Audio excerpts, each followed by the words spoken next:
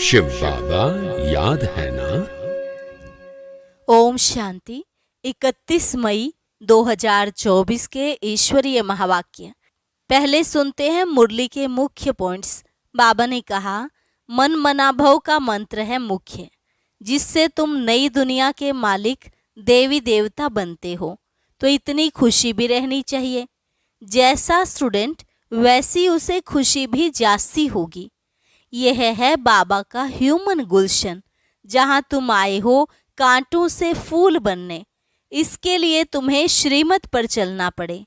देह अभिमान है सबसे बड़ा कांटा। फिर बाबा ने कहा, बच्चों के लिए मुख्य बात है पतित से पावन बनना। आत्मा अपवित्र होने के कारण लायक नहीं रही, काम चिता पर बैठ भस्म हो गए। अभी बाबा तुम्हें ज्ञान से पार ले जाते हैं। ज्ञान स्नान से आत्मा पवित्र बन जाती है और फिर पवित्रता से तुम लायक और समझदार बन जाते हो। याद में है बल। एक सर्वशक्तिमान बाप से योग लगाने से ही तुम्हारे जन्म जन्मांतर के पाप भस्म होते हैं।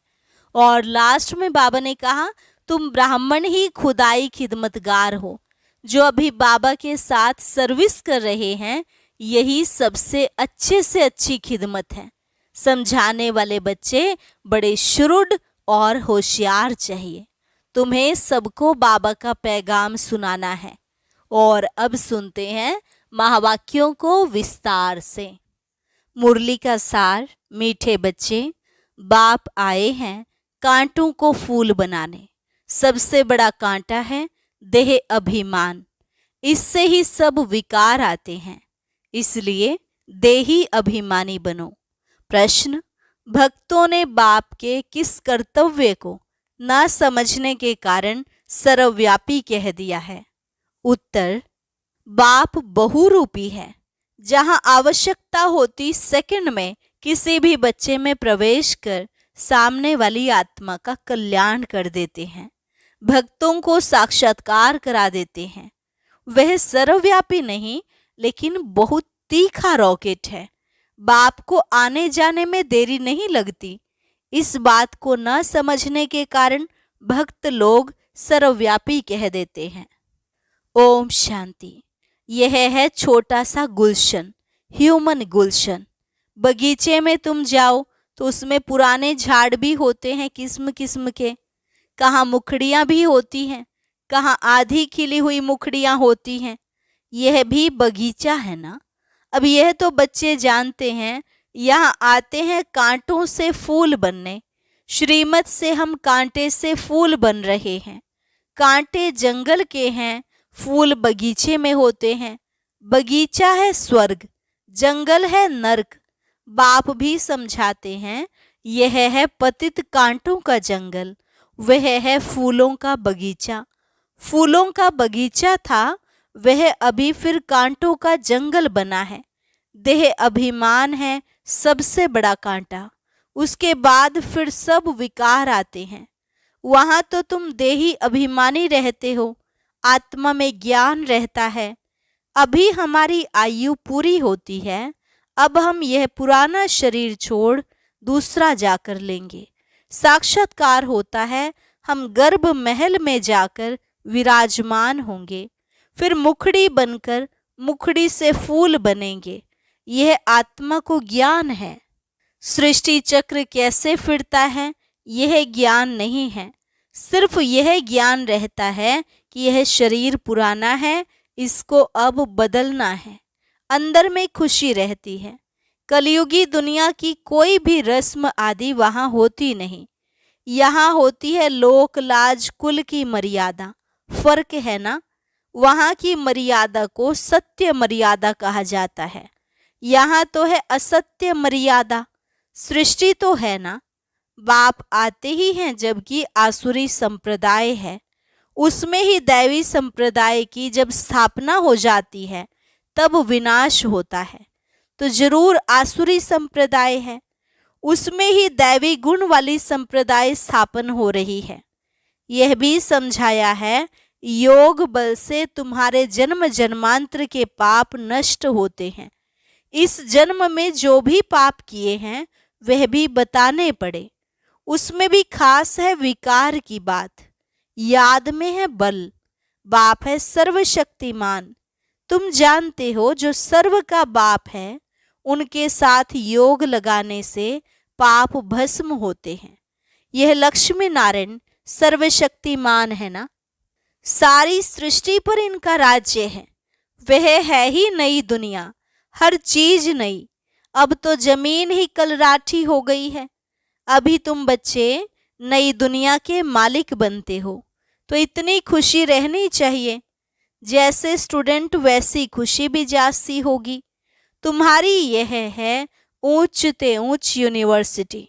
ऊंच ते ऊंच पढ़ाने वाला है। बच्चे भी पढ़ते हैं ऊंच ते ऊंच बनने के लिए। तुम कितना नीच थे, एकदम नीच से फिर ऊंच बनते हो। बाप खुद ही कहते हैं तुम स्वर्ग के लायक थोड़े ही हो, अपवित्र वहां जा न सके। नीचे हैं तब तो ऊंच देवताओं के आगे उन्हों की महिमा गाते हैं। मंदिरों में जाकर उन्हों की ऊंचाई और अपनी नीचता का वर्णन करते हैं। फिर कहते हैं रहम करो तो हम भी ऐसे ऊंच बने। उन्हों के आगे माथा टेकते हैं। है तो वह भी मनुष्य, परंतु उनमें दैवी गुण है। मंदिरों में जाते हैं, उनकी पूजा करते हैं। हम भी उन्हों जैसे बने। यह कोई को पता नहीं है कि उन्हों को ऐसा किसने बनाया। तुम बच्चों की बुद्धि में सारा ड्रामा बैठा हुआ है। कैसे इस दैवी झाड़ का सैपलिंग लगता है। बाप आते भी हैं संगम युग पर। यह पतित दुनिया है, इसलिए बाप को बुलाते हैं हमको आकर पतित से पावन बनाओ। अभी तुम पावन होने के लिए पुरुषार्थ करते हो। बाकी सब हिसाब किताब चुकतू कर चले जाएंगे शांति धाम। मन मनाभव का मंत्र है मुख्य, जो तुमको बाप देते हैं। गुरु लोग तो ढेर के ढेर हैं, कितने मंत्र देते हैं। बाप का है ही एक मंत्र। बाप ने भारत में आकर मंत्र दिया था जिससे तुम देवी देवता बने थे। भगवानुवाच है ना। वो लोग भल श्लोक आदि कहते हैं परंतु अर्थ कुछ भी नहीं समझते। तुम अर्थ समझा सकते हो। कुंभ के मेले में जाते हैं, वहां भी तुम सबको समझा सकते हो। यह है पतित दुनिया नरक। सतयुग पावन दुनिया थी जिसको ही स्वर्ग कहा जाता है। पतित दुनिया में कोई पावन हो न सके। मनुष्य गंगा स्नान पर पावन होने के लिए जाते हैं क्योंकि समझते हैं शरीर को ही पावन बनाना है।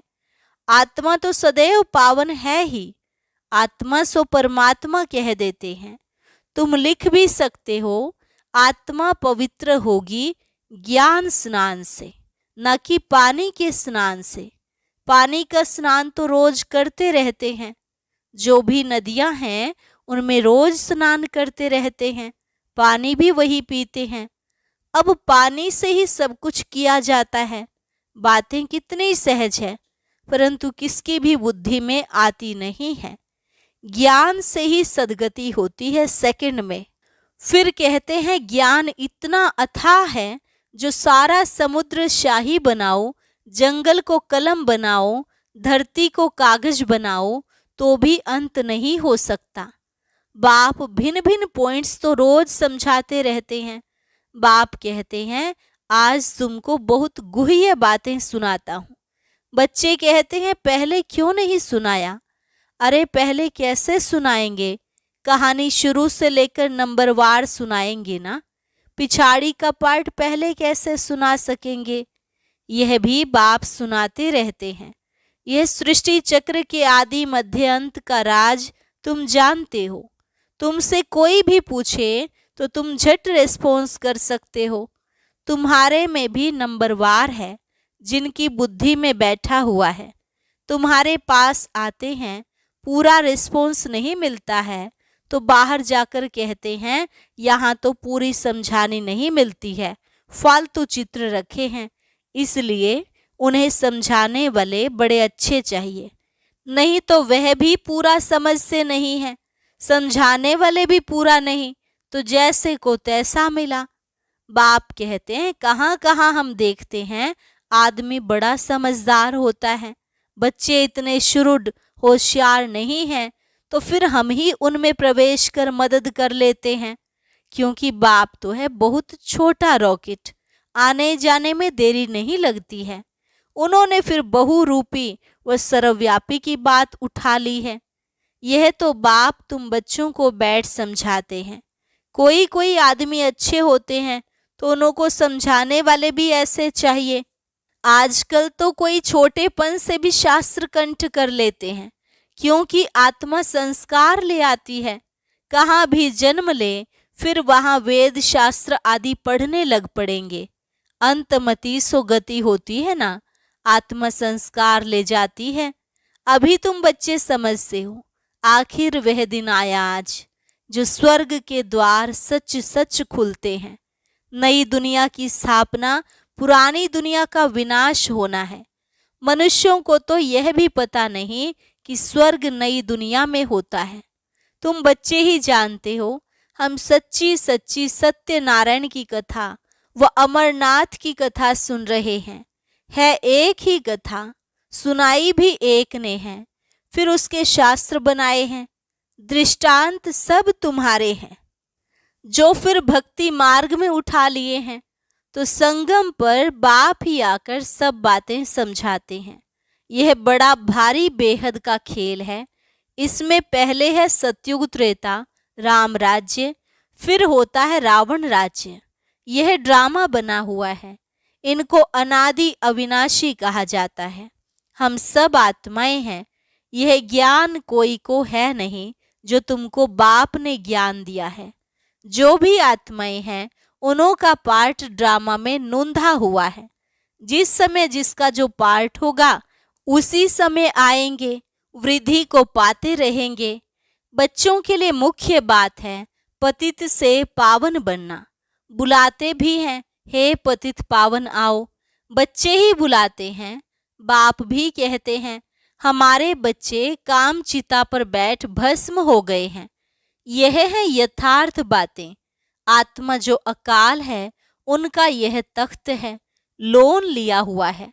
ब्रह्मा के लिए भी तुमसे पूछते हैं यह कौन है? बोलो देखो लिखा हुआ है भगवानुवाच। मैं साधारण तन में आता हूँ। वह सजा हुआ श्री कृष्ण ही 84 जन्म ले साधारण बनता है। साधारण ही फिर वह कृष्ण बनता है। नीचे तपस्या कर रहे हैं, जानते हैं हम यह बनने वाले हैं। त्रिमूर्ति तो बहुतों ने देखा है, परंतु उनका अर्थ भी चाहिए ना। स्थापना जो करते हैं फिर पालना भी वही करेंगे।